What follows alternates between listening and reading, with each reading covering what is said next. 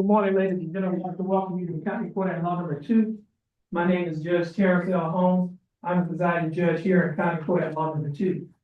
Now, you have been asked to come to court today for what we call an arraignment. And what the arraignment is, it's an opportunity for the court to tell you what you've been charged with, what your rights are, and what your options are concerning your case. Now, the case that you have in this court is a criminal case. It is a misdemeanor criminal case. Criminal cases are divided into felonies or misdemeanors. Your felony cases are normally referred to as your more serious type offenses, whereas your misdemeanor cases are normally referred to as your petty offenses. It does not mean that they're not serious. It just means that they're not as serious as a felony case. Now, when I use the term serious, what I'm talking about the facts of the case and the possible punishment that a person can receive if they are convicted of the offense. Now, felony cases are divided into 5 categories. And you will start at the top and work our way on down to the bottom. You have the capital murder, first-degree felony, second-degree felony, third-degree felony, and the state jail felony. If a person is convicted of a state jail felony, the range of punishment is minimum 6 months to a maximum 2 years in the state jail and a fine that does not exceed $10,000. If a person is convicted of a third-degree felony, the range of punishment is minimum 2 years to a maximum of 10 years in the state penitentiary and a fine that does not exceed $10,000. If a person is convicted of a second-degree felony, the range of punishment is minimum 2 years to a maximum of 20 years in the state penitentiary and a fine that does not exceed $10,000. If a person is convicted of a first-degree felony, the range of punishment is minimum 5 years to a maximum of 99 years to life in the state penitentiary and a fine that does not exceed $10,000. If a person is convicted of the highest felony, which is a capital murder, the range of punishment is minimum life in the state penitentiary without the possibility of parole or death by lethal injection.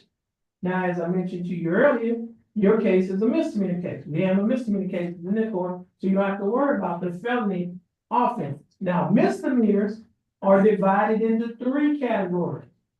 And we'll start at the top and work our way on down to the bottom. We have the Class A misdemeanor, the Class B misdemeanor, and the Class C misdemeanor. If a person is convicted of a Class C misdemeanor, the range of punishment is fine only. You only be given a fine that does not exceed $500. Now, for example, those Class C offenses come to this court when a person is convicted in the city court or the JP court and they appeal their case. In essence, they want to do trial, and it comes to this court. The range of punishment stays the same. A good example of a Class C misdemeanor would be not having your seatbelt on, or speeding, running a red light, running a stop sign. Those are Class C misdemeanors. Now, if a person does not pay the fine for the Class C, then the court can issue what is called a capias pro fine. That means it's a warrant for your arrest to either pay the fine or you'll be required to sit the fine out in jail, which means that you'll have to stay in jail until the fine is set out, and every day that you spend in jail, you receive $100 credit that will go toward your fine and court costs. Okay?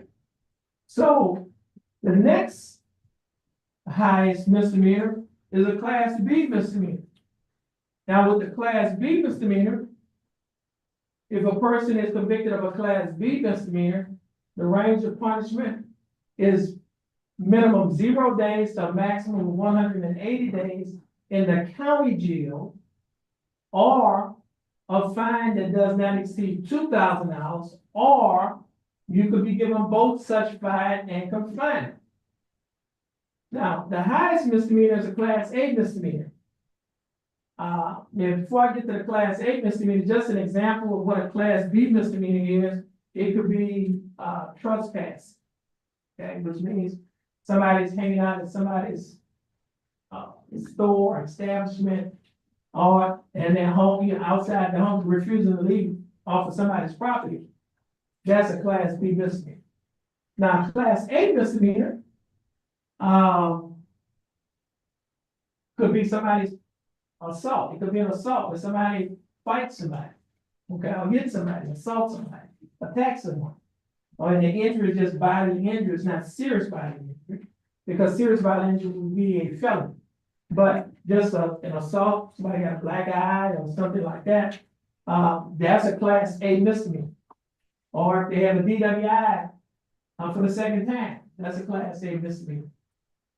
Or if they have a DWI with a breath test of 0.15 or more, that's a class A misdemeanor. So with class A misdemeanor, the range of punishment is minimum 0 days to a maximum of 1 year in the county jail, a fine from $0 to $4,000, or you could be given both such fine and confinement. Okay. Now, as a defendant in a criminal case, you have rights. And one of the rights that you have is a right to have an attorney. Now, everyone that's here, who's here for a case, you should have a clipboard. And on that clipboard, the first document is titled Judge's Explanation of Rights to Defendants Without an Attorney. And in that document, I'm going to go over all of the documents that's on the clipboard. So everyone that's here needs to be looking at Judge's Explanation of Rights to Defendants Without an Attorney. Now, on that document, it states that as a defendant in a criminal case, you have three options regarding your right to have an attorney. Number one, you may hire an attorney. Number two, if you want an attorney, but you do not have enough money to hire an attorney, you may request that an attorney be appointed to you by the court. And number three, you may represent yourself. Now, the first paragraph states that if you want an attorney, you have enough money to hire an attorney, your case will be reset. Reset means that you will be given another court date to give you time to hire your attorney. The next paragraph states that if you want an attorney but do not have enough money to hire an attorney, you may request that an attorney be appointed to represent you, but you must first fill out a financial questionnaire. Now, the financial questionnaire is also on the clipboard.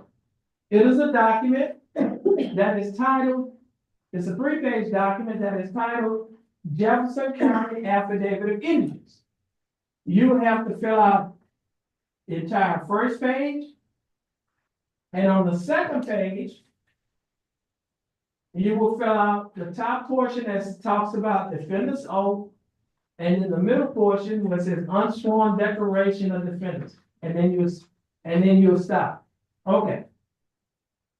Now, if you want to represent yourself, in order to represent yourself, you have to waive your right to have an attorney, which means give up your right to have an attorney. And if you waive or give up the right to have an attorney, you'll have an opportunity to talk to one of the assistant criminal district attorneys. We call them prosecutors. We have 2 of them here in court.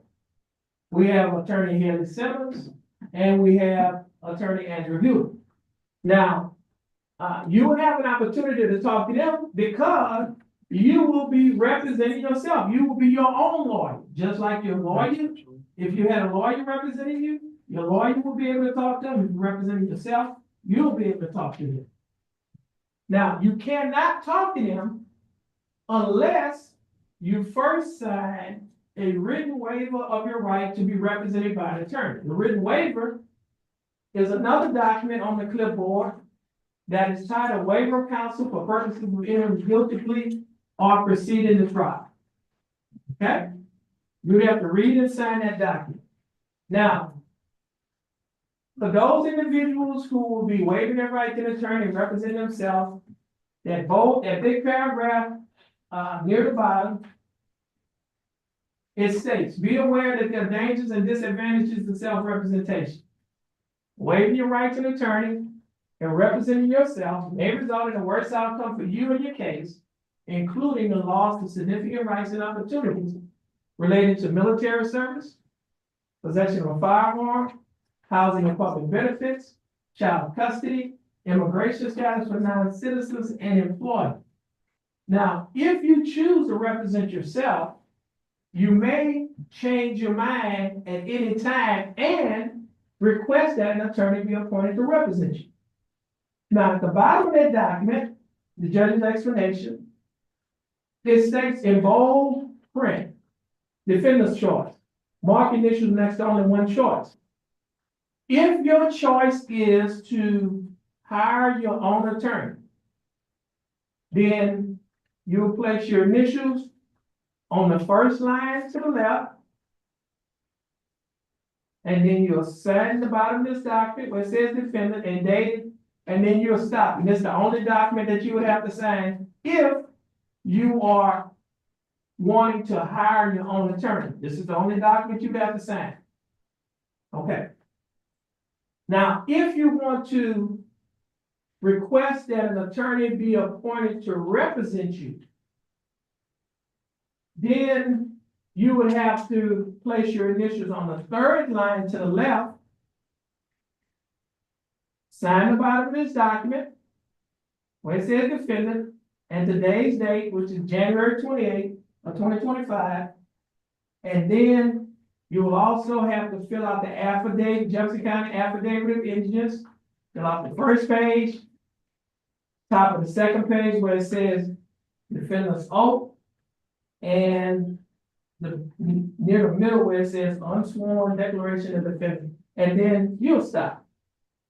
Now, if you would like to waive or give up your right to have an attorney,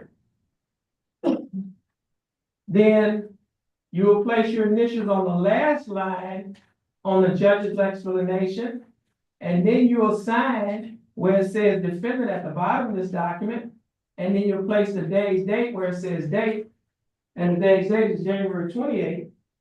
Then you will also have to read this document that's titled Waiver of Counsel for purposes of entering a guilty plea or proceeding to trial.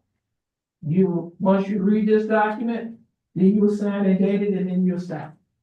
And just a brief recap, if you're hiring an attorney, you only need to read and sign this document. If you are requesting a court-appointed attorney, read and sign this document, third line, and then you fill out this document that says Jefferson County Affidavit of Indigence. If you would like to represent yourself, you're going to sign this document on the fifth line, dated. This is the judge's explanation, and you'll sign the waiver of counsel for purposes of entering guilty plea or proceeding to trial. Okay. Do you have any questions? Okay, no questions. Okay. Now, as a defendant in a criminal case, you have other rights. One other right that you have is your right to have a trial by jury. When those young people are sitting in that area, we call that the jury box. 6 citizens from Jefferson County will be selected as jurors in your case. Now, I know somebody said, well, I thought a jury is 12, but it's 12 if it's in a district court. This is a county court. County court is 6 in Texas. All right. So 6 citizens will be selected as jurors in your case. They will listen to all of the evidence, listen to the arguments of the lawyers. They will deliberate, and then they will decide whether to find you either not guilty or guilty. Now, you can also waive your right to have a trial by jury or give up your right to have a trial by jury. And if you waive or give up your right to have a trial by jury, that simply means that you will not be having a trial by jury. However, your case will come before the court of the judge in one of 3 ways. One way to come before the judge is by way of a trial. Somebody might say, well, how can I have a trial if I waive my right to jury? Well, you can have what is called a bench trial. Bench trial is a trial by judge only. The judge will be the judge and the jury in the case. The judge will listen to all of the evidence, listen to all of the arguments, and then the judge will apply the facts to the law and decide whether or not you are guilty or innocent or not guilty. Now, the other way that your case can come before the judge is by way of a plea bargain. What a plea bargain is, it's an agreement that you work out with the district attorney to settle your case. Okay? Now, it can come before the judge by way of what we call an agreed plea bargain. So if you're in the state, or you're an attorney, or your attorney in the state have worked out an agreement to settle your case, then it will come before the court or before the judge. The judge, at that point, if you worked out an agreement, has two options. The judge can accept the agreement or reject the agreement. Now, if the judge rejects your plea bargain agreement that you made with the state, you can take your plea back. You can say, well, judge, since you're not following the plea bargain that I made with the state, I take my plea back. You have a right to do that. Now, if the judge does follow the plea bargain, and if you decide within 30 days that you would like to appeal your case to a higher court because you think that you've been wrongfully convicted, or maybe the court committed an error by convicting you, then you have to get permission from the judge that accepted the plea bargain agreement. You have to get permission to appeal your case from the judge that accepted the plea bargain agreement. Now, if the judge gives you permission to appeal, then your case will leave this court, and it's gonna go right upstairs to the third court, and to the third floor, and we call that the Ninth Court of Appeals. It's a panel of 4 judges that's up there. They will review your case. They will see whether or not you've been wrongfully convicted, or whether or not this court committed an error by convicting you. And they can do one or two things. Okay? They can either grant or deny your appeal. If they grant your appeal, they can just simply find you not guilty, case over. Now, if they deny your appeal, then you can appeal it to a higher court than the Ninth Court of Appeal. You can appeal it to the highest criminal court in the state of Texas, which is located in Austin, Texas, and it is called the Texas Criminal Court of Appeal. Now, you would have to file what is called we call it a pro se petition for discretionary review. What that means is, pro se means you represent yourself, and you're petitioning the Texas Court of Appeals to review your case, to see whether or not your appeal should have been granted, or whether or not this court committed an error by convicting you, or to see whether or not you were wrongfully convicted. Now, they can do one or two things. They can either grant or deny your appeal, your petition. Now, if they grant your petition, they can find you not guilty, case over. Or they can send the case back to the Ninth Court of Appeals with orders, or you can send it back down to this court, ordering us to give you a whole new trial. Now, if they deny your pro se petition, at that point, your conviction will stand. Now, the other right that you have, besides your right to have an unagreed plea bargain agreement or a bench trial, you have a right, to have an agreed plea bargain, you have a right to have what is called an unagreed plea bargain agreement. What that means, unagreed. Unagreed means that you and the state have not been able to reach an agreement. When I'm talking about the state, I'm talking about the prosecutor. You wanted a plea bargain agreement, you didn't like what they had to say, they say, well, we're gonna give you the max. 365 days on a class A misdemeanor. You say, man, I don't want that. I'll take my chances with the judge, right? So I want the judge to decide. We call that an unagreed plea bargain agreement. In essence, I want to plead guilty in no contest, but I want the judge to decide the punishment. And so the judge will look at the evidence, and there's a couple of things that the judge has to do in regards to punishment. And then the judge will decide what the punishment will be within the punishment range. Okay. Now, the other right that you have is a right to have witnesses come to court. In this chair that I'm pointing at, that has the microphone, we call that the witness stand. And what witnesses do, they're come into court, they can either testify for you or against you. If you're representing yourself, you can ask some questions. If you have an attorney representing you, your attorney can ask a question. We call it either direct examination or cross-examination. Now, you also have a right, a Fifth Amendment right against self-incrimination. And what that means is, because in the United States Constitution, you have a right to remain silent.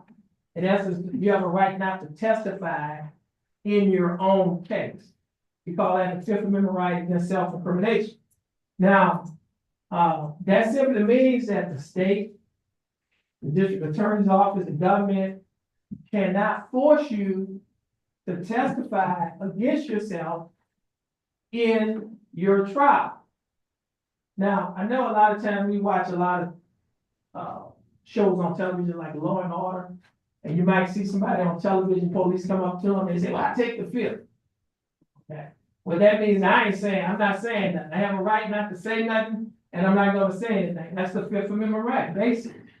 Okay, and so you have a right not to take the witness stand, you have a right not to testify against yourself.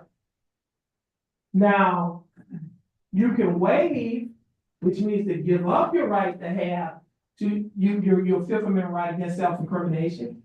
And that means that by doing so, you will be testifying. Okay? Now, the other thing, you have a right to have what is called, as I mentioned, to call witnesses. Now, you don't have to call witnesses if you do not want to call witnesses. That does not mean that the state will not be calling witnesses, because they will be calling witnesses in the case that they have against you. Now, you also have a right to have what we call discovery. You know how you discover something? And what that means is you have a right to see or discover the evidence that the state has or that the state will be using against you. Okay, and that's what you have a right to see. Witness statements, your statements, police reports, lab reports. You have a right to listen to audio recordings, see video recordings, see photos, documents, instruments, or whatever. You have a right to those things, okay? We call that a right to have discovery, all right?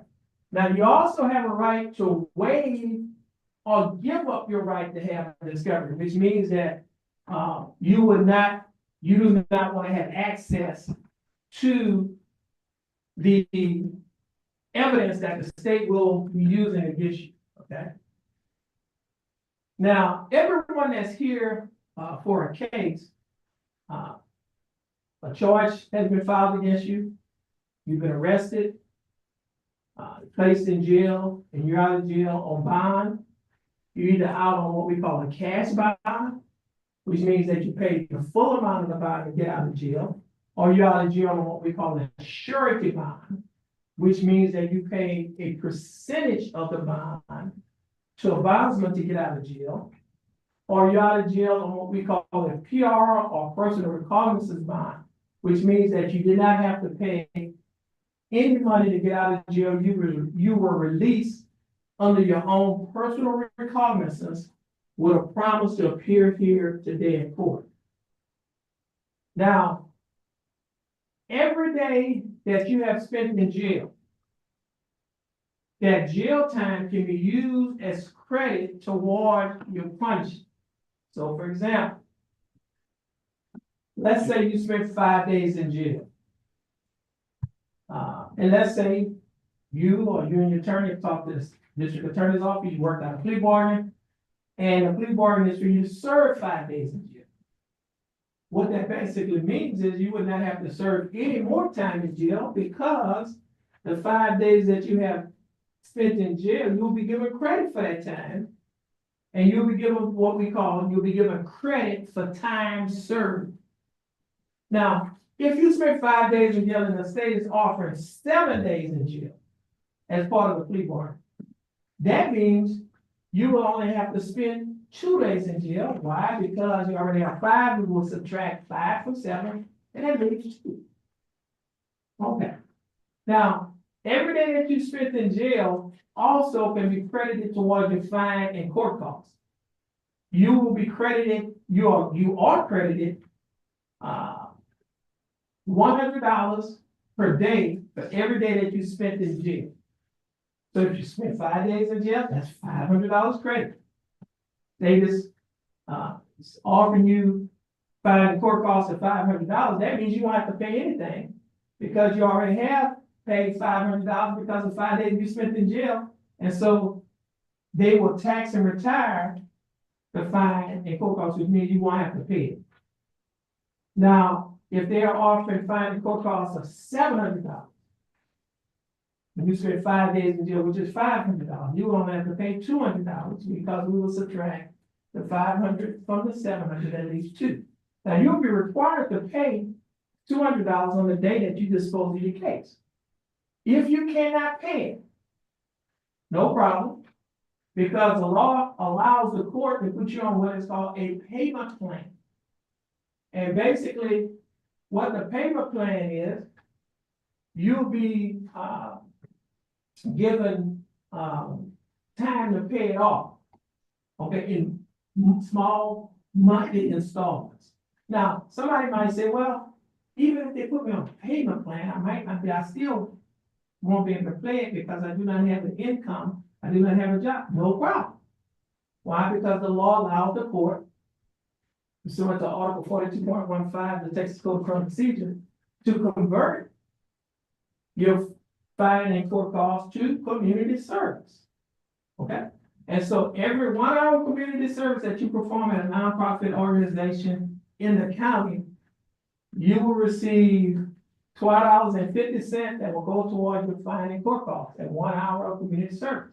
So in our scenario, you owe $200. You work 8 hours one day, that's $100. So simply, if you work 2 8-hour days, that will pay up to $200. Okay? Now, Jefferson County also has, when I said Jefferson County, I'm talking about the district attorney's office. They have a program for first-time offenders. If you haven't been in trouble before, this is your first time getting in trouble, well, the district attorney's office has a program that is called pre-trial diversion. And basically what they will do, they will dismiss your case. And then you can get it wiped off your record. We call that expunge, right? In order to qualify for that program, one, it has to be your first time getting in trouble. 2, it cannot be an offense involving resisting arrest or unlawfully carrying a weapon. And 3, you have to have an attorney to assist you at getting into the program. That's it. And so if you get into the program again, your case is dismissed, you complete the program, it's expunged, deleted, wiped off, erased from your record. So the example that I always like to use is, let's say this is your record. Okay, you see writing on here, right? When you get it expunged, it looks like this. It's not there. Okay? So the case is wiped off, it's erased, deleted, or wiped off, or what we call expunged. And it's for first-time offenders. Now, if you are a veteran of any one of the branches of the military, Jefferson County has a program that is called Veterans Court. And with the Veterans Court program, it's similar to the previous program that I just mentioned, in that once you get into the program, the only thing you have to do to get into the program is be a veteran of any one of the branches of the United States military. Once you get into the program and complete the program, they will dismiss your case. And you'll be able to get what is called a non-disclosure. What a non-disclosure is like when your record is sealed, your record is there, but it's sealed and they can't get into it, right? That's what a non-disclosure. Now it's sealed to the general public. Now what the general public is most of the public, like citizens or somebody trying to win. Now the government can have access, okay, but the general public, which is most of the public, cannot have access to. Okay. Now this court County Court at Law Number 2 of Jefferson County, Texas, has a program that I started within the first 100 days of taking office. The program is called the CSI program. It stands for Community Safety Initiative. Now, that program is a program that God basically gave to me to start. And the program basically is designed to address the issue of what we call recidivism. Recidivism is just a word that simply means when people commit crimes over and over, okay? And so to address recidivism, we have the Community Safety Initiative. And what the Community Safety Initiative is on the CSI program, we have partnerships with various agencies in the community. One of the agencies that we have a partnership with is Spindletop Center. Spindletop Center is our local mental health center in the Southeast Texas region. In fact, we have some individuals from Spindletop here this morning that will come to you and tell you more about the program. But basically, the program that Spindletop has is designed to address individuals who have mental health issues. You don't have to be incompetent or insane. You can just simply suffer from depression or anxiety or any other host of mental illnesses. And they have the ability, the expertise to address your mental health issues. And what they will do, first of all, they can conduct a private interview either in our jury room, or they can conduct a private interview at their facilities, or they can conduct the interview over the phone, whichever is convenient for you. Then they have the ability to do what is called an assessment to determine what your mental illness may be. And then they can develop a treatment plan that is to address your mental issues that you have. They also have a program that is called ATAR. ATAR is an acronym, ATAR, that stands for Addiction Treatment and Recovery. We also have a program, a partnership with our local Drug and Alcohol Council that has a program that is called OSAR, OSAR. It is an acronym that stands for Outreach, Screening, Assessment, Referral. Both of those programs are drug and alcohol recovery programs. And they'll be able to address issues that individuals may have with drugs or alcohol. Now, they will conduct a screening, an assessment, and develop a treatment plan for either outpatient or inpatient treatment. If you're unemployed, or if you're looking for a better job, well, we have a partnership with the Golden Triangle Empowerment Center, who has a partnership with Lamar University. Lamar University has a program that is called CICE. CICE is an acronym that stands for Center for Innovation, Commercialization, and Entrepreneurship. It's a job training and a job placement program in the hotel industry, the shipping industry, or the chemical industry. Once you are trained in any one of those areas, they will assist you at getting a job in the area that you're trained in. If you have not graduated from high school or you do not have a GED, they also have a GED program where you can receive your graduate equivalency diploma. Now, all of these programs that I just mentioned are free. Does not cost you anything. Only thing it does cost you is time. And I like to say in this court, we don't just give time, we take our time. And that simply means we do not just arrest the problem, we address the problem. And we believe that we address the problem, we can produce productive people. And if we produce productive people will not commit crimes. Why? Because they have too much to lose. And so I say, when you come to County Court at Law Number 2 in Jefferson County, Texas, we do not just have court as usual, we have unusual court. And it's not because we're different, but it's because we're trying to make a difference in the lives of the individuals that come before this court. And if we make a difference in their life, we will make a difference in their home.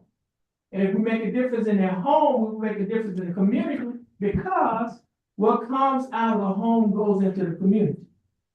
And so if you're interested in any one of these programs, just let us know. And again, this program is designed to address recidivism, and it's designed to break the cycle of crime.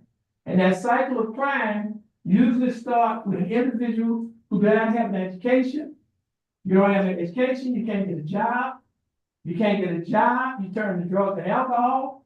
Once you turn to drugs and alcohol, you eventually get depressed.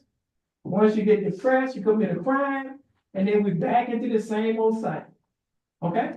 And so in order to break the cycle, we have our community safety initiative that is designed to address the issue of recidivism.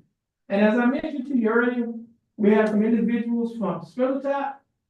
We have Deputy Hinton and Caitlin, and they will come before you and tell you more about the program that Spindletop has to offer. Deputy Hinton and Caitlin. Thank you, Ron. You're welcome. Good morning.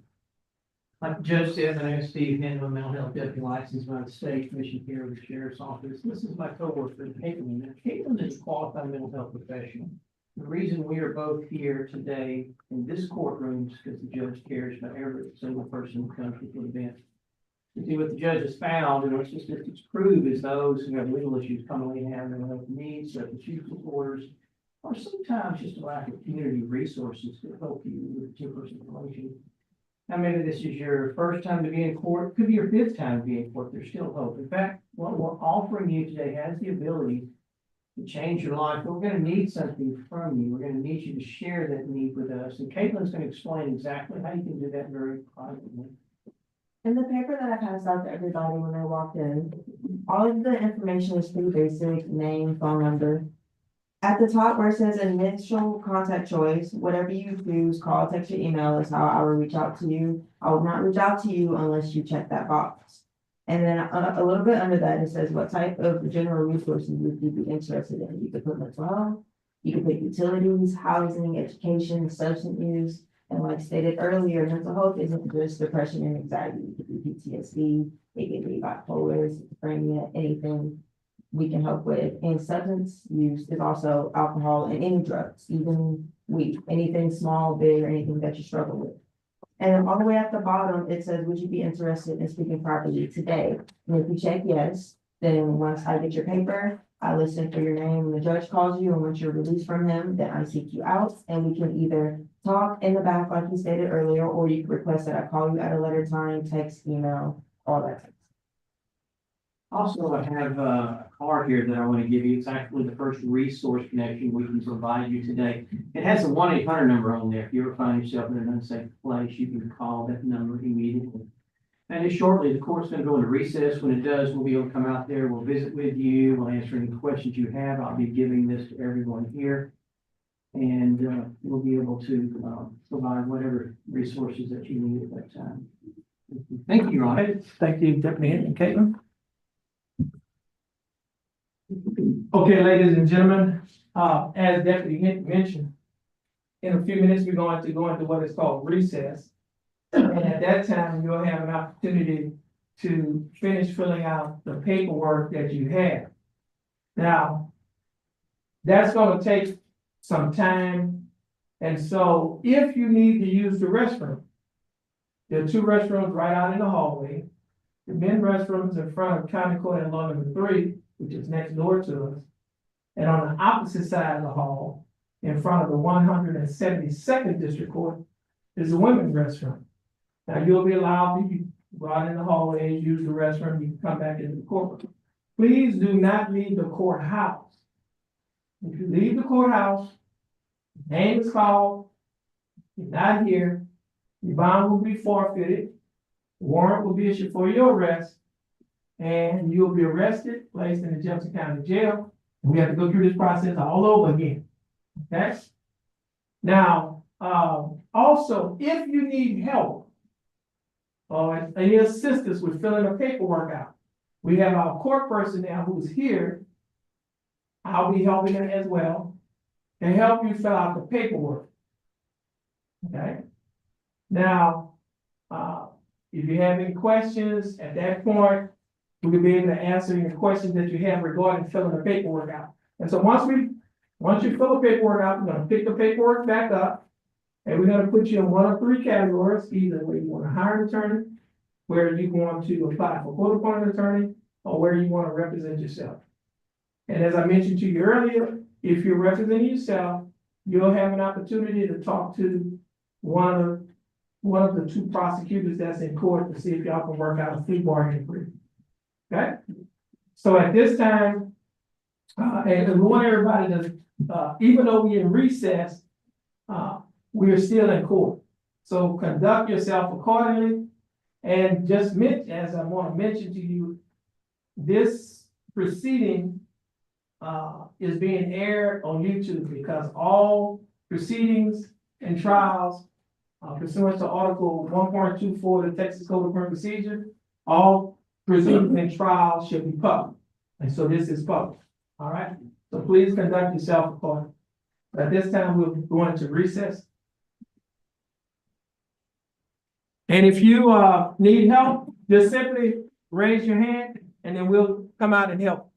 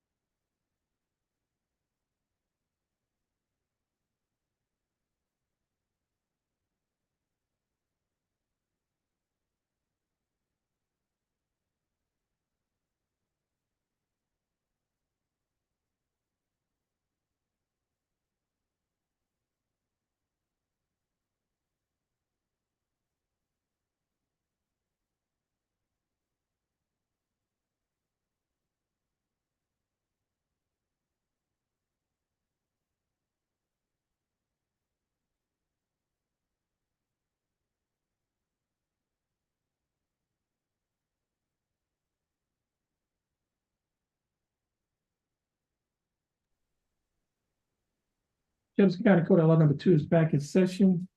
Court is in session with the arraignment docket. First case is cause number M 333-652, case is style, the state of Texas versus Jennifer Ripley.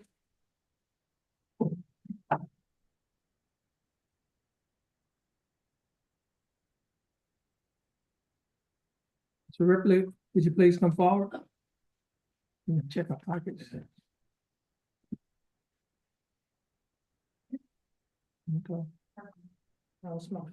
Okay.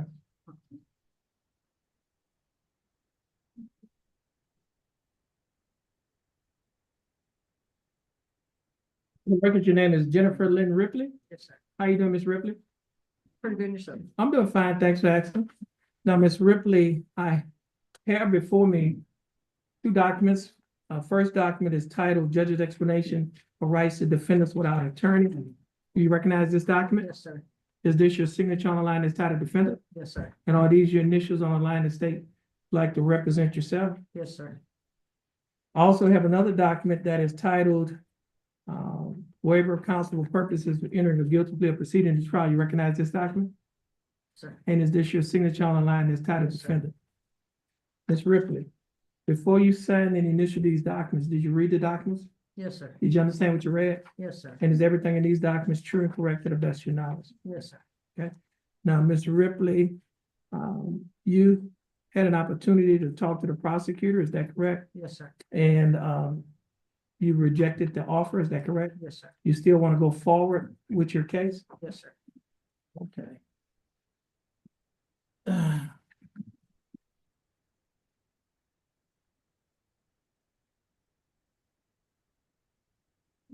Now, you said you want to go forward with your case. So that means you're going to represent yourself throughout the remainder of this case? Yes, sir.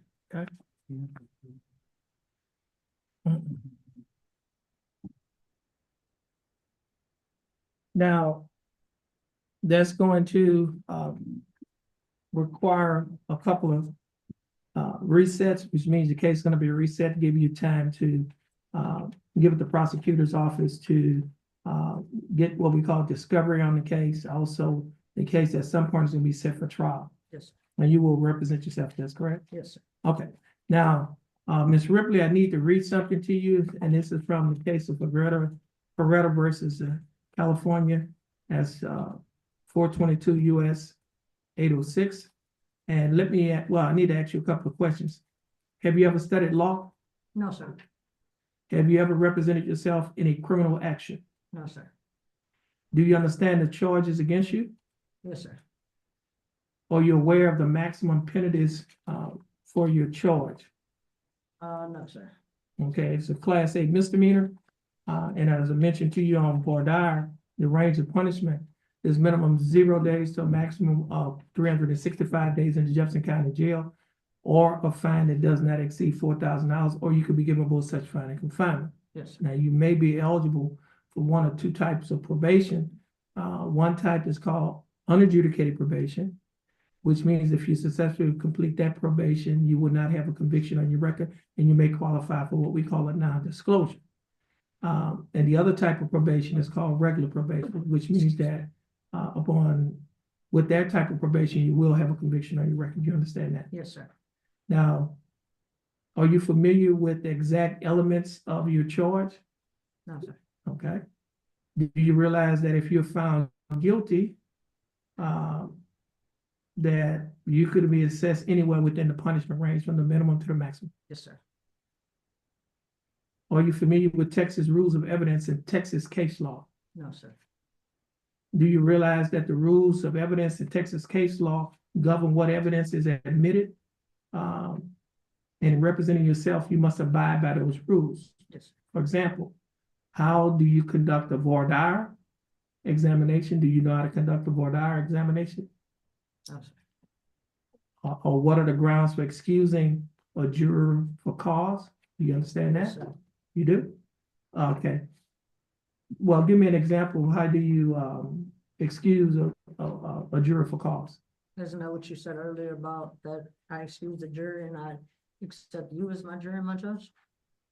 No, Okay, then I don't understand, sir. okay. Do you know what is hearsay? Yes, sir. And what are some of the exceptions to hearsay? Like this. Hearsay is whenever one person says something and there's only two people and you know, it's hearsay. Do you know any of the exceptions to hearsay? No, sir. Do you know what are the proper grounds to impeach a witness? No, sir. Or when is character evidence allowed in a court, in a case? No, sir. Do you know when and how to make proper objections? No, sir. Do you know when and how to move for a directed verdict? No, sir. Do you know how to proffer or offer evidence to protect the record for appeal? Sir. Do you know the proper grounds for mistrial? No, sir. Are you aware that failure to timely move for mistrial may waive crucial mistakes made by the state or this court? Yes. Do you know how to request and object to jury instructions? No, sir. Are you familiar with the Texas Rules of Criminal Procedure? No, sir. Do you realize that those rules govern the way in which a criminal action is tried? Yes. Okay, now, I must advise you that, in my opinion, you will be far better defended by a trained lawyer than you can be by yourself. I think it is unwise for you to try to represent yourself. You're not familiar with the law. You're not familiar with court procedure. You're not familiar with the rules of evidence. And I would strongly urge you not to try to represent yourself. Now, in light of the penalty that you might suffer if you are found guilty, and in light of all the difficulties of representing yourself, is it still your desire to represent yourself and give up your right to be represented by an attorney, by a lawyer? Yes, sir. I'm innocent. You still want to go forward? Yes, sir. Okay. So at this time, is your decision entirely voluntarily on your part? Yes, sir. All right. So at this time, I find that the defendant has knowingly and voluntarily waived her right to counsel. I will therefore permit her to represent herself. So at this time, your case, we're going to give you a reset on your case. And before the court clerk is going to give you a reset. And as I mentioned to you earlier, you will also have an opportunity to talk to the prosecutor. You can set up an appointment with them so that you can have access to the discovery. Okay, now before that is done, I need to give you some bond conditions. The bailiff is going to hand you a document that is titled Standard Bond Conditions in County Court at Law Number 2. And do you see that title, Standard Bond Conditions in County Court at Law Number 2? Yes, sir. Okay. Now, standard bond conditions in County Court at Law Number 2, following the return of the criminal information in County Court at Law Number 2 of Jefferson County, Texas. All bonds executed for release of any defendant named here are ordered subject to the additional conditions. Number 1, defendant shall commit no offense against the laws of this state, any other state, or of the United States. You understand that condition? Yes, sir. Condition number 2, the defendant shall submit to testing for drugs and alcohol at any time as directed by the court. The court may revoke the bond and order the arrest of any defendant who A, refuses to submit to a test for drugs and alcohol when directed to do so by the court, or B, submit to a test for drugs and alcohol, and the test indicates the presence of drugs and alcohol in the defendant's body. Do you understand that condition? Yes, sir. And condition number 3, defendant shall not communicate either directly or indirectly with the alleged victim of the pending offense, and the defendant shall not go near any residence, school, or other location frequented by the alleged victim. Do you understand that Yes, sir. condition? Now, condition number 4 does not apply because that only applies in a DWI case. Your case is not a DWI case. However, condition number, let's see. However, condition number 5 does apply. Hey, Miss Mosby, I gave her the wrong one. She has a condition number 5 here. That's Sanders. Okay. Now, what I just read to you is the same on both. Yes, ma'am. And so, but on this document, condition number 5, it states defendant is prohibited from possession of firearm or ammunition unless defendant is a peace officer as defined by section 1.07 of the Penal Code, actively engaged in employment as a sworn full-time paid employee of a state agency or political subdivision. Do you understand that condition? Yes. And condition number 7, we don't have a 6, 7 states the defendant shall wear a global positioning monitoring system, which is the GPS device at the defendant's expense with written verification being submitted to the court within 3 days. Do you understand that? No, Okay, you have to get a GPS monitor. right now? You have 3 days to get it. Okay, and you need to provide proof that you have that GPS within 3 days to the court. You can either, we can give you a fax number, or we can give you an email, or you can bring it up here in person. Do you understand? I'm not understanding why. Okay, Like, I understand. So, yes, I read the facts of, Right. I read the probable cause affidavit. And what you stated in the probable cause affidavit is somewhat disturbing, and we need this, you need the GPS. Okay, I'm not gonna go into details. Okay, and this costs us, I've got to pay for this? yes, you have to pay for it. Now, our coordinator is gonna give you places that you can get, the GPS. And again, you need to, get that within 3 days. If you violate this bond conditions, the bond can be revoked. And if your bond is revoked, you can be placed in the Jefferson County Jail, okay? Yes, sir. Have a seat in that first chair.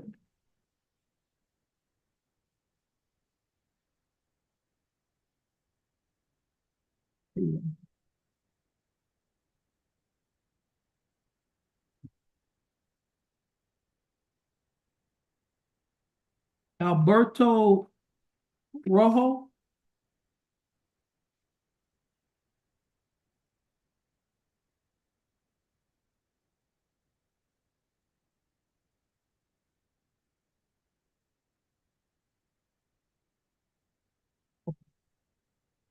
Your full name is Alberto Barra Rojo? Yes, sir. How you doing, Mr. Rojo? Good, good. Okay, Mr. Rojo, would you please raise your right hand? Mr. Rojo, do you swear or affirm to tell the truth, the whole truth, and nothing but the truth, so help you God? Yes, sir. Mr. Rojo, you may put your hand down. How you doing, Mr. Rojo? Good, good, everybody. Good. I'm doing fine, thanks for asking. Mr. Rojo, I have a document before me that is titled Judge's Explanation of Rights to Defendants Without Attorney. You recognize this document? Yes, sir. And is this your signature on the line that's titled Defendant? Yes, sir. Ms. Ripley, could you please lower your voice? Court is in session. Okay, now, is this your signature on the document that is titled Defendant? Yes, sir. And are these your initials on the line that state you would like to have your case reset to hire your own attorney? Yes, sir. Now, before you signed and initialed this document, did you read the document? Yes, sir. Do you understand what you read? Yes, sir. Is everything in this document true and correct to the best of your knowledge? Yes, sir. Okay, Mr. Rojo, I read your answer. Your case is going to be reset to give you an opportunity to hire an attorney. Please have a seat in that second chair on the wall. Wait for your name to be called.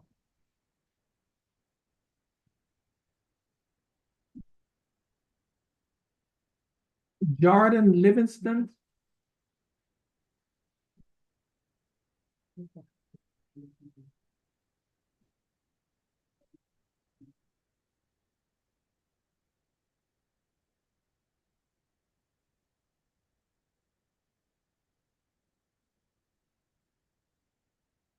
Okay, Mr. Livingston, your full name is Jordan Jace Livingston? Okay, Mr. Livingston, would you please raise your right hand? Do you swear or affirm to tell the truth, the whole truth, and nothing but the truth, so help you God? Yes, sir. Mr. Livingston, you may put your hand down. How are you doing, Mr. Livingston? Good. That's good. Now, Mr. Livingston, I have before me a document that is titled Judge's Explanation of Rights to Defendants Without Attorney. You recognize this document? Just speak up. And is this your signature on the line that's titled Defendant? And are these your initials on the line that state you like to hire your own attorney? Okay. Now, Mr. Livingston, before you sign and initial this document, did you read the document? Did you understand what you read? Is everything in this document true and correct to the best of your knowledge? Yes, sir. Okay, Mr. Livingston, I read your answers. This case is going to be reset to give you an opportunity to hire your own attorney. The court coordinator is going to give you a reset date. Once she gives you your reset, you're free to go and you have a blessed day. Please have a seat in the chair on the wall.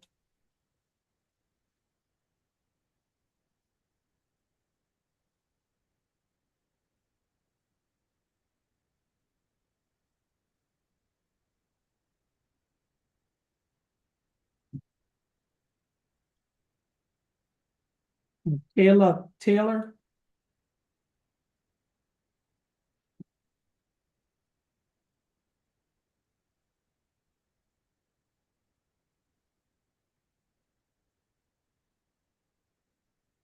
You can put your purse on the table.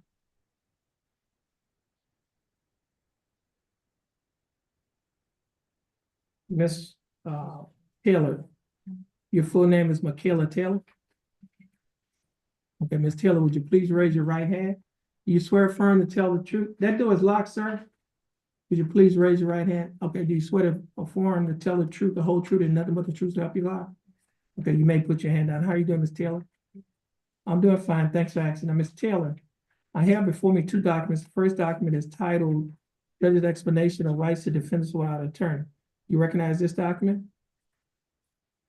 Is this your signature on the line that's titled Defendant? And are these your initials on the line that state you'd like to apply for a court-appointed attorney?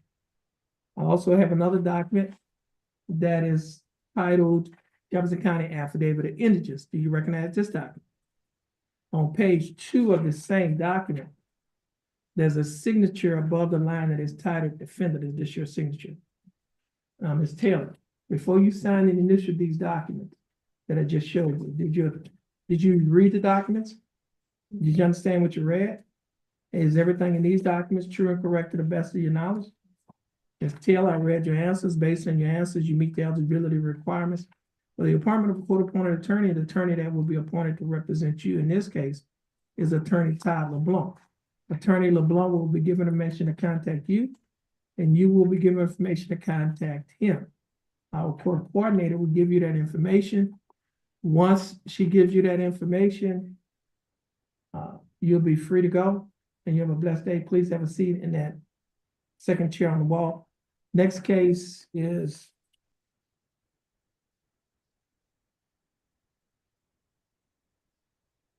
Horace Garden.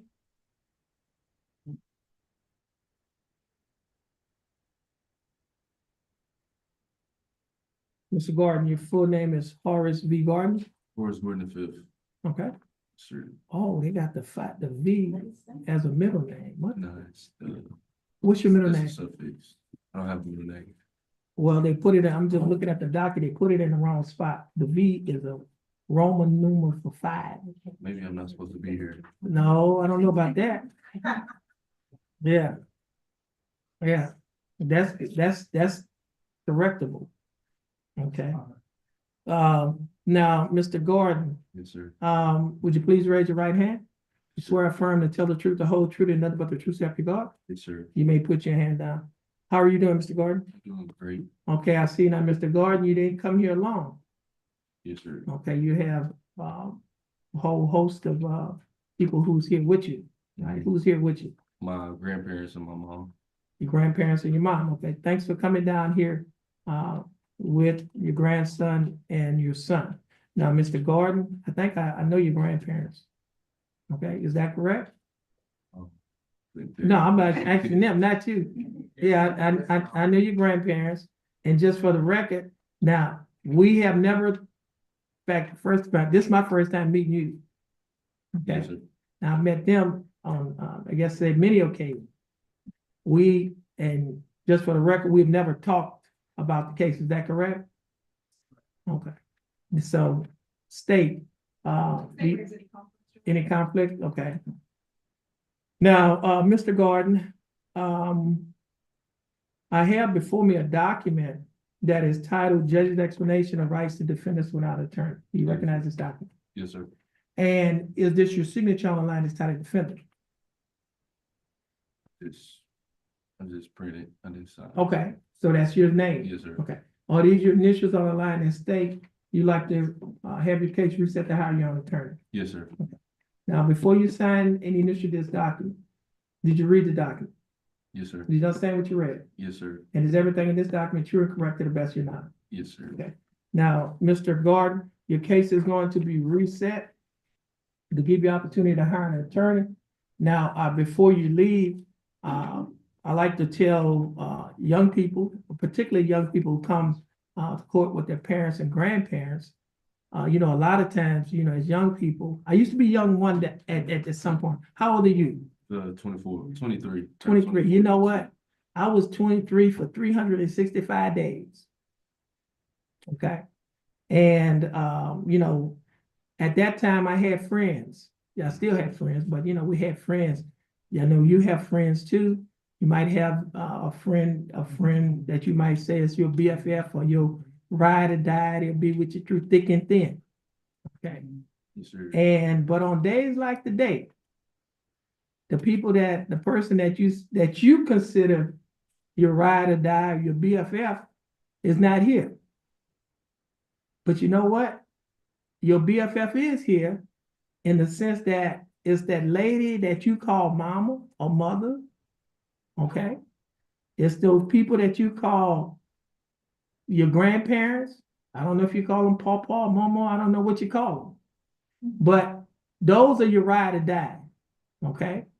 They're the ones who help to put a roof over your head, clothes on your back, food in your stomach, right? Because they love you. Okay. Now, this is not their proudest moment being here today. I can assure you that. And to you, you might think that, oh, well, I'm in a storm. Okay. But you know, you're going through a storm. But when you go through a storm, you need to remember this. When you're walking through a storm, hold your head high and don't be afraid of the dark. At the end of the sky, at the end of the storm, there's a golden sky and a sweet silver song of a lark. Walk on through the wind, walk on through the rain, though your dreams be tossed and blown. Walk on with hope and your hope in your heart, and you'll never walk alone. Okay? So you can use this, you know, some people might see it as a stumbling block, but you can use it as a stepping stone. You know what people do with stepping stone? They step up to reach high. So where you are in life is not your destination. Okay, your situation is not your destination. Okay, you can reach high. You can just put this behind you. Okay, and then you're gonna have that day when you make all of those people that showed up here today proud. Okay, this is not the ending; it's only the beginning. But you just have to hang in there. Okay. Yes, sir. And as I mentioned earlier to you, your case is going to be reset. And she's going to give you a reset. Once you get the reset, you're free to go. And before you go to bed tonight, make sure you hug those people that came here with you today, okay? Yes, sir. Because you blessed. They got a lot of people that come in and don't have nobody, okay? But you have 3 people that's here in support of you, okay? That's a blessing. Learn to count your blessings if you have. Yes, All sir. right. So you can get your reset. Once you get your reset, you're free to go. And you have a blessed day. And continue to hang in there with it. Okay. Thank you. I appreciate you, Okay, Robin. just thank you, but just hang in there with it. Okay, put it on the same day. So your case is gonna be set on the same day with your felony case, okay? All right. Okay. Ayana Garrett. What we doing? Okay.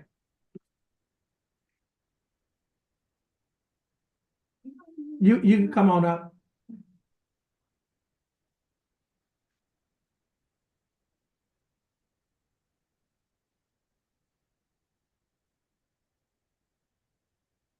Now, Ms. Garrett, before we get started, I just need to inform you that you have a right to have a court reporter to type down everything that's being said. Court reporter sits right there and type down everything that's being said.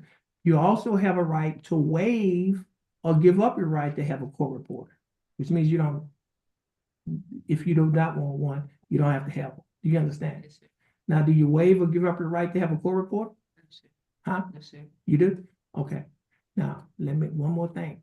Take that gum out your mouth and put it in the trash can. Thank you. Okay. Now, Ms. Garrett, would you Your, let's see, your full name is Ayana Marie Garrett, is that correct? All right. Now, Ms. Garrett, would you please raise your right hand? Do you swear or affirm to tell the truth, the whole truth, and nothing but the truth so help you God? You may put your hand down. How are you doing, Ms. Garrett? Huh? You doing good? That's good. I'm doing fine. Now, Ms. Garrett, the state is represented in this case by Attorney Haley Simmons. Ms. Simmons, again, how are you doing? I'm great, Judge. Thank you. That's good. Now, Ms. Garrett, I have before me on my computer. Oh, I pulled up the wrong one. I guess two Garretts here. There are, Judge. Yeah, okay.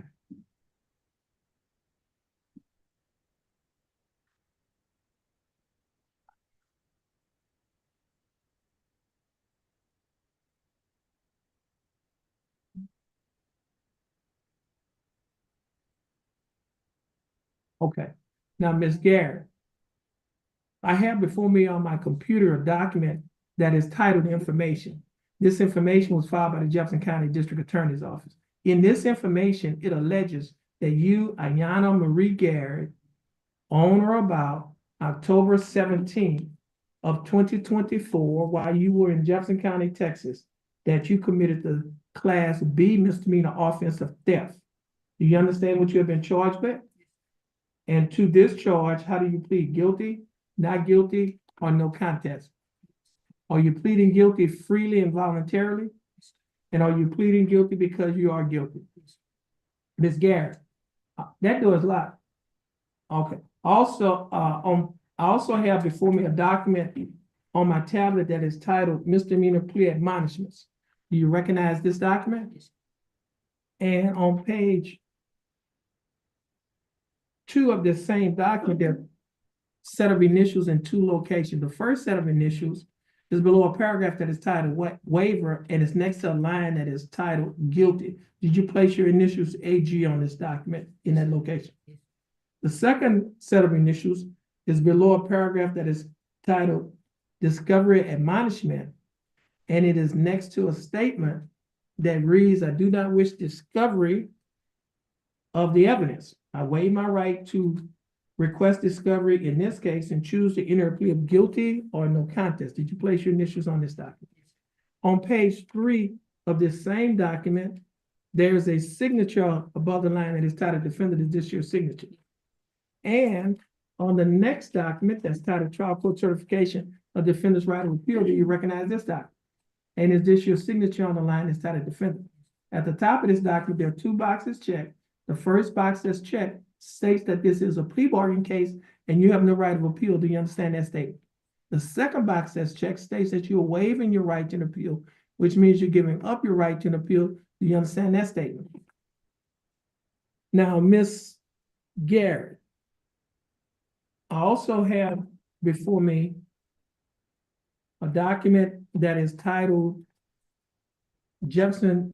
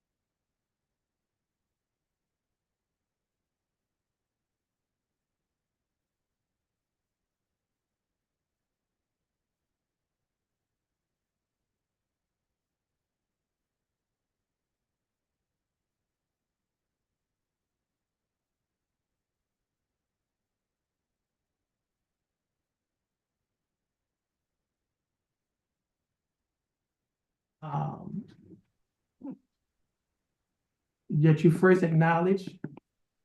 It's also the same document that have your initials on page 2 and your signature on page 3.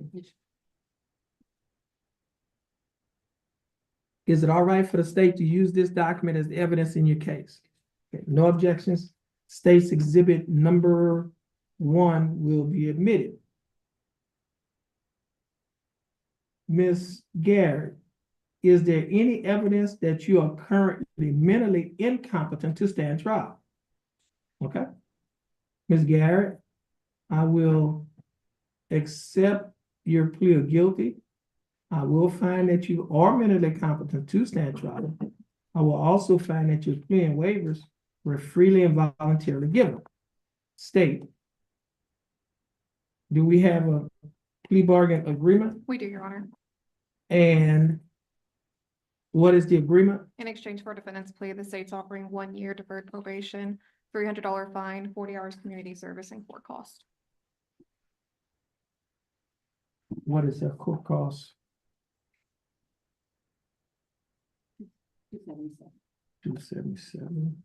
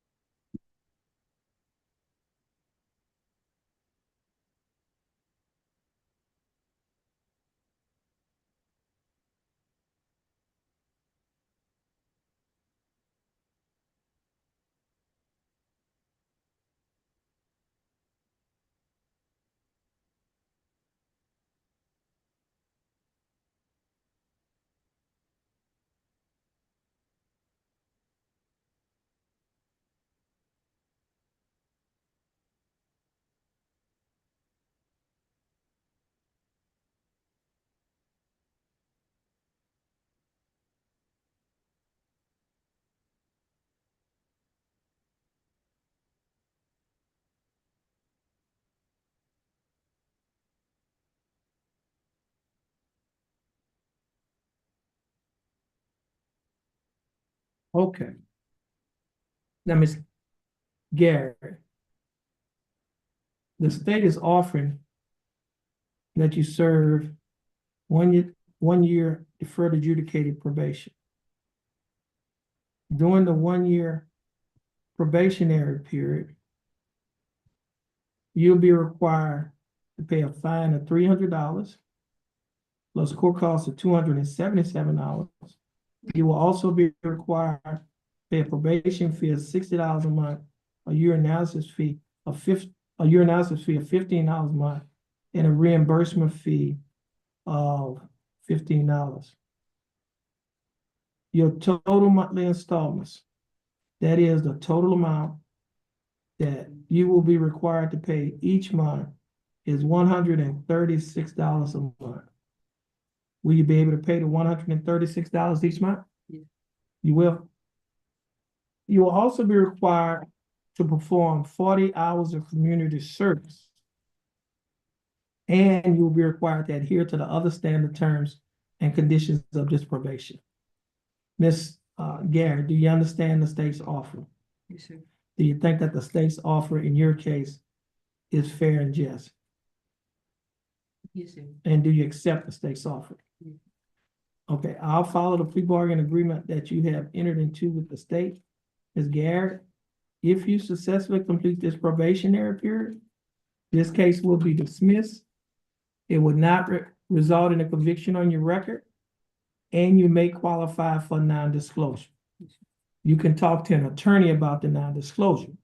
Okay. Now, Ms. Garrett, this will conclude your case. Please stand next to the bailiff, follow her directions. Once you're finished following her directions, you're free to go and you have a blessed day.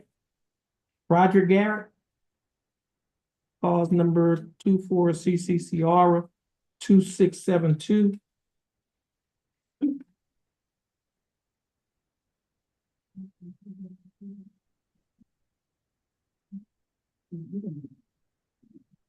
Your full name is Broderick D. Garrett. Yes, sir. Mr. Garrett, would you please raise your right hand? Mr. Garrett, do you swear firm to tell the truth, the whole truth, and nothing but the truth, so help you God? Yes, sir. Mr. Garrett, you may put your hand down. How are you doing, Mr. Garrett? I'm doing. I'm doing fine, thanks for asking. Now, Mr. Garrett, I have before me a motion to forfeit. This motion was filed by the Jefferson County. Well, this motion was signed by Assistant Criminal District Attorney Haley Simmons. Do you recognize this document? And is this your signature on the line that's titled defendant? Yes, sir. Now, Mr. Garrett, before you signed this document, did you read the document? Yes, sir. Did you understand what you read? Yes. And is everything in this document true and correct to the best of your knowledge? Okay, Mr. Garrett. I read your answers. Well, no. Mr. Garrett, I read the motion. And the court is going to grant this motion to forfeit the weapon to the Beaumont Police Department. Okay? Now, State, you have an additional motion? The state has also filed a motion to dismiss for forfeiture of the weapon, Your Honor. Okay. Now, Mr. Garrett, the state has filed a motion to dismiss this case for forfeiture of the weapon.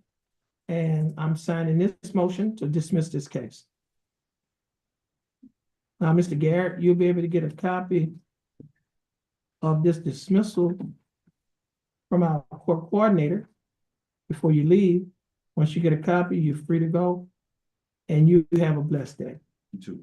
Okay, please have a seat in that first chair on the wall.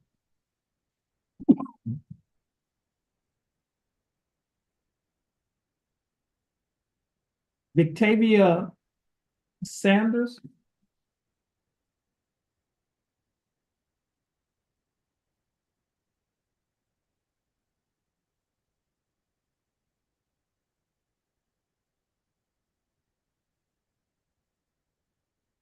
Okay, Miss Sanders, Yes, sir. your full name is, let's see.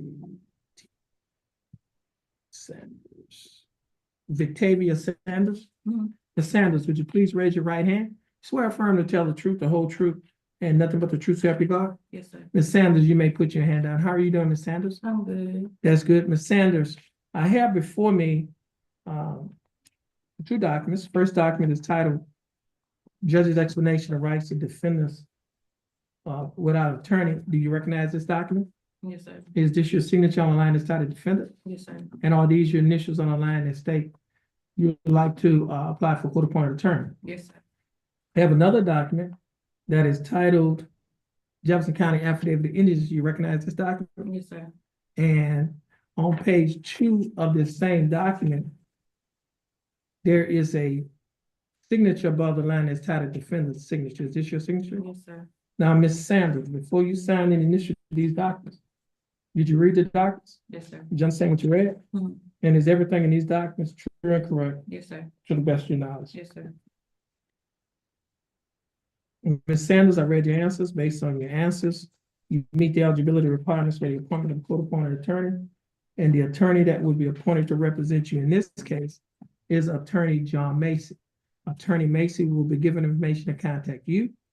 You will also be given information to contact him. Our court coordinator will give you that information.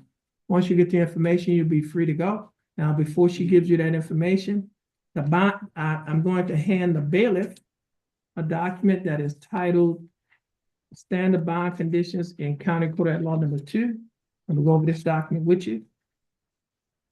You see the title of that document, Standard Bond Conditions in County Court at Law Number 2? Mm-hmm. Okay, now it reads, following the return of criminal information in County Court at Law Number 2 of Jefferson County, Texas, all bail bonds executed for release of any defendant named herein or orders subject to the additional conditions. Number 1, defendant shall commit no offense against the laws of this state, any other state, or of the United States. Do you understand that Yes, condition? sir. Condition number 2, the defendant shall submit to testing for drugs and alcohol at any time as directed by the court. The court may revoke the bond and order arrest of any defendant who A, refuses to submit to a test for drugs and alcohol when directed to do so by the court, or B, submit to a test for drugs and alcohol, and the test indicates the presence of drugs and alcohol in the defendant's body. Do you understand that condition? Yes, sir. Condition number 3, the defendant shall not communicate either directly or indirectly with the alleged victim of the pending offense, and the defendant shall not go near any residence, school, or other location frequented by the alleged victim. Do you understand that condition? Yes, sir. Condition number 4 does not apply because that only applies in the DWI case. However, condition number 5 does apply.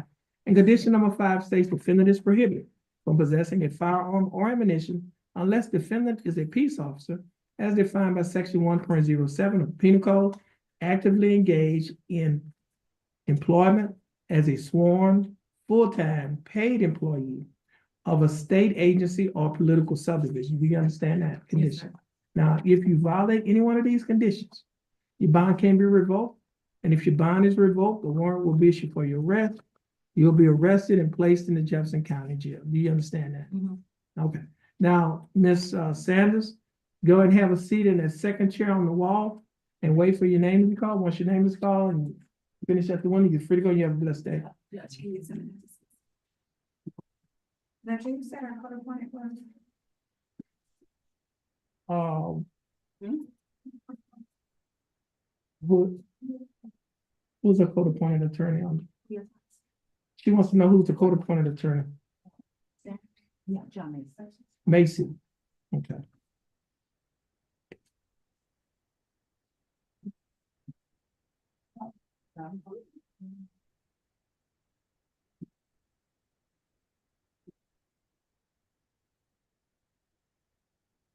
Did we already do area Mouton? Yes, sir.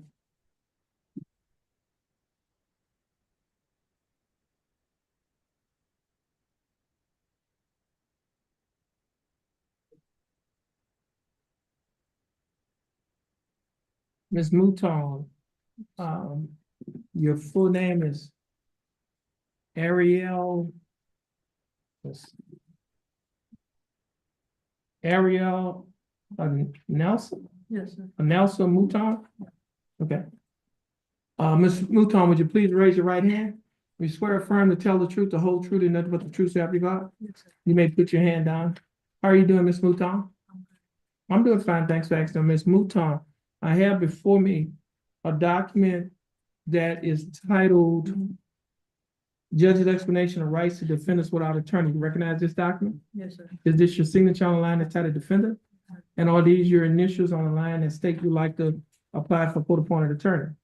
I also have another document that is titled Jefferson County Affidavit of Indigence. You recognize this document? Yes, sir. And on page 2, there's a signature above the line that is titled Defendant's Signature. Is this your signature? Yes, sir. Ms. Mouton, before you sign and initial these documents, did you read the documents? Yes, sir. You understand what you read? And is everything in these documents true and correct to the best of your knowledge? Yes, sir. Ms. Mouton, I read your answers. Based on your answers, you meet the eligibility requirements for the appointment of court-appointed attorney. And the attorney that will be appointed to represent you is Attorney Jennifer Delage. Attorney Delage will be given information to contact you, and you will also be given information to contact her. Our court coordinator will give you that information. Once she gives you that information, you'll be free to go, and you have a blessed day. Please have a seat in that first chair on the wall. Dylan Spivey.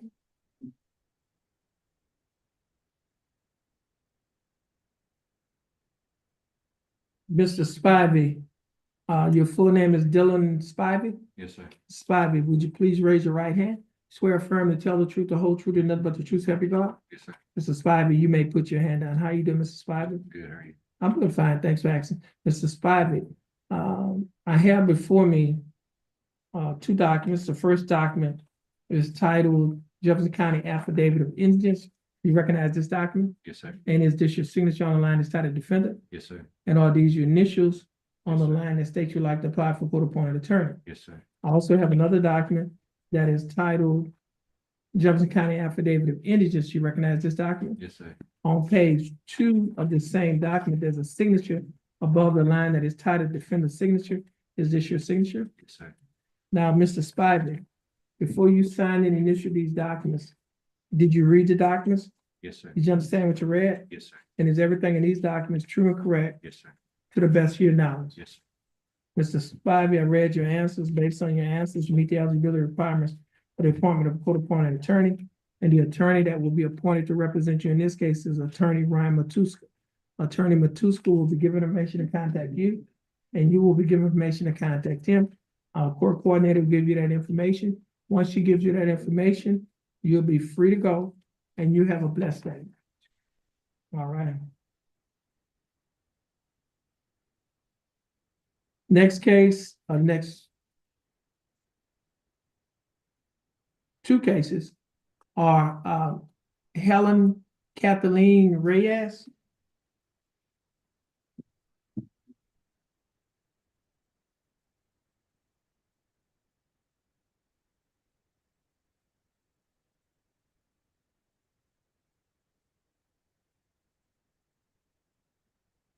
Ms. Reyes, your full name is Helen Kathleen Reyes? Yes, sir.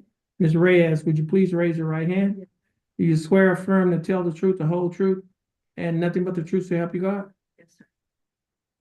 Ms. Reyes, you may put your hand down. How are you doing, Ms. Reyes? Very well, how are you? I'm doing fine, thanks for asking. Ms. Reyes, I have before me two documents. The first document is titled, Judge's Explanation of Rights to Defendants Without Attorney. Do you recognize this document? Yes, sir, I do. And is this your signature on the line that's titled defendant? Yes, sir. And are these your initials on the line that state that you want to waive your right to an attorney to represent yourself? Yes. I also have another document that is titled Waiver of Counsel for Purposes of Entering a Guilty Plea or Proceeding to Trial. You recognize this document? Yes. And is this your signature on the line that's titled defendant? Yes, sir. Now, Ms. Reyes, before you signed and initialed these documents, did you read the documents? Yes, sir. Did you understand what you read? Yes, sir, I do. And is everything in these documents true and correct to the best of your knowledge? Yes, sir. Now, Ms. Reyes, you had an opportunity to talk to one of the assistant criminal district attorneys. And they made an offer and that offer was rejected. Is that Yes, correct? sir, that's correct. Now, do you still want to go forward on this case to trial? Okay. Now, Ms. Reyes, I need to go over something that I have pursuant to the case of Ferretta versus California, 422 US 806. There's a couple of questions I'm required to ask. Number one, have you ever studied law? No. Okay, number two, have you ever represented yourself in a criminal action? No. Three, do you understand the charges against you? Yes, Four, are you aware of the maximum penalties for each charge? yes, Okay. Do you realize that if you are found guilty, that you can be assessed punishment anywhere within the punishment range for each case? yes, Do you realize that if you represent yourself, you're on your own? As a judge, I can't tell you how you should try your case or even advise you as to how to try your case. I cannot help you in any way. Do you understand that? yes, sir. Are you familiar with the Texas rules of evidence and Texas case law? No, but I have dabbled in some of it, thank you. Okay. Do you realize that the Texas rules of evidence and Texas case law govern what evidence is admitted, and in representing yourself, you must abide by those rules? Yeah. For example, how do you conduct a voir dire examination? So with that, I would be questioning a juror. And so with that, there are several ways you could do it, but one way could be, I could do a questionnaire with that juror in particular, if I had a question about my particular situation, to determine whether or not they would be the best person to be on my case. Okay. Now, what are the grounds for excusing a juror for cause? That I'm not particularly aware, but I can study. Okay. What is hearsay? Hearsay is somebody says something, but there's no actual proof of what they said, or they said something someone else said, but there's not actual evidence. It can be cross-examined, it can be thrown out, it can be stricken, things like that. It depends. Okay. Do you know any of some of the exceptions to hearsay? Not off the top of my head, but I will study. Okay. And what is the proper impeachment of a witness? I'll study that as well. Okay. And when is character evidence allowed? Study that as well. Do you know when and how to make proper objections? I've been working on that. Okay. Do you know when and how to move for a directed verdict? I'm working on that as well. Do you know how to proffer or offer evidence to protect the record for appeal? Absolutely, in writing. Okay. Do you know the proper grounds for mistrial? That's something I'm also working on. Are you aware that failure to timely move for mistrial may weigh crucial mistakes made by the state or the court or this court? Yes, that's very important. Okay. Do you know how to request and object to jury instructions? that's something else I would be working on as well. Are you familiar with the Texas Rules of Criminal Procedure? Yes. And I study those. Okay. Do you realize that those rules govern the way in which a criminal action is tried in court? Yes. Okay? Now, I must advise you that, in my opinion, you would be far better defended by a trained lawyer than you can be by yourself. I think it is unwise for you to try to represent yourself. You are not familiar with all the laws that, or that will come into play in a criminal case, and you are not familiar with all the court procedures. You are not familiar with the rules of evidence. I would strongly urge you not to try to represent yourself. Now, in light of the penalty that you might suffer if you are found guilty, and in light of all the difficulties representing yourself, is it still your desire to represent yourself and to give up your right to be represented by a lawyer? Is your decision entirely voluntarily on your part? Okay. I find that the defendant has knowingly and voluntarily waived her right to counsel. I will therefore permit her to represent herself. So at this time, your case will be reset, which means we'll give you another court date, give you an opportunity to prepare for trial, to meet with the prosecutors for get discovery of the evidence and all the investigation, all the other things that goes along with being prepared to try a case. So at this time, this case is going to be reset. You will talk to the prosecutor, set an appointment with them so that you'll have an opportunity to go and exercise the discovery. Okay? Have a seat in that chair. Wait for your name to be called. Once your name is called, you go to the one, then you're free to go and you have a blessed day. You too, thank you. All right.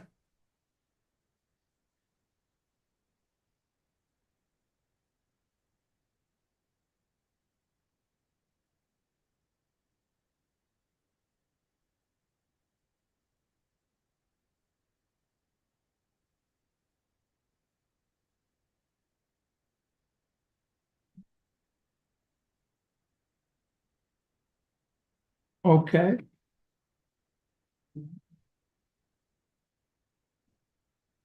Miss Bailey, did Jacob Owen Graves? Okay, I'm going to call that case.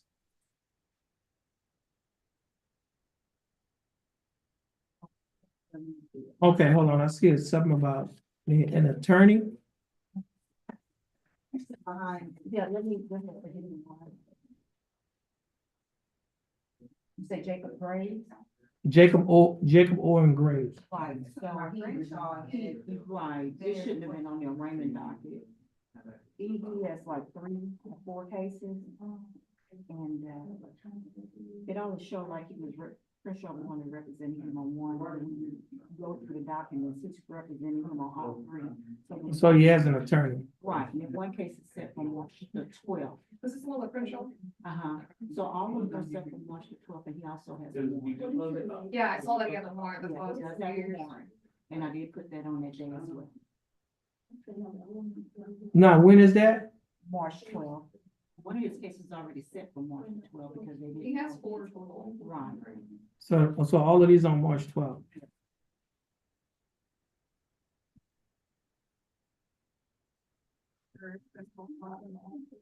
She said that she did, but they just didn't put it in the. Go through the documents and look, and they can say that he's. Usually he calls and CCs me pretty diligent about that. I didn't get any. Kind of hard to because, That was the only person that didn't show them. I mean, that's the only one, that's the only case we had, but he's already represented by an attorney. So he didn't have to show. Okay. Because and we already have a court date on that, so.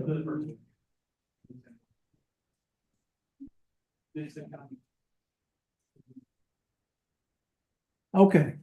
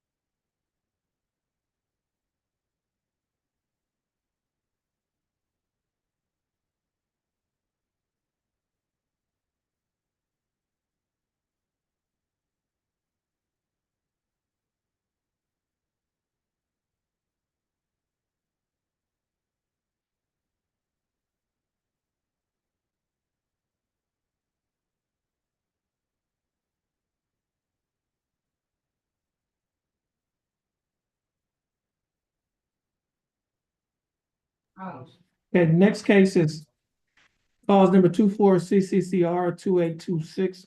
Case is style the state of Texas versus April Michelle Morales. April Michelle Morales was scheduled to be in court this morning at 9 a.m. for the court's arraignment docket at or about 9 a.m. The court's bailiff called the name of April Michelle Morales at the courthouse door. April Morales did not answer. April Morales has not appeared in court since the court has been in session. The time now is 11:40 a.m. on today's date of January 28th of 2025. Ms. Bailiff, would you please call the name of April Morales at the courthouse door? Yes.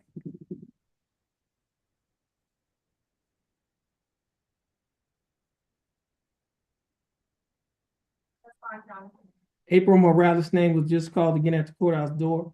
April Morales did not answer. A reasonable time has passed to give Ms. Morales an opportunity to appear in court. She has not appeared in court. State, do you have a motion? State moves for bond forfeiture. That motion will be granted. April Morales' bond will be forfeited, and a warrant shall be issued for her arrest in cause number 24 CCCR 2826. And this will conclude the calling of the court's arraignment docket on today's date of January 28, 2025 in County Court at Law Number 2 of Jefferson County, Texas. Judge Terrence L. Holmes presiding. Everyone, please have a blessed day, and prosecutors, you are excused. I'm almost done with it.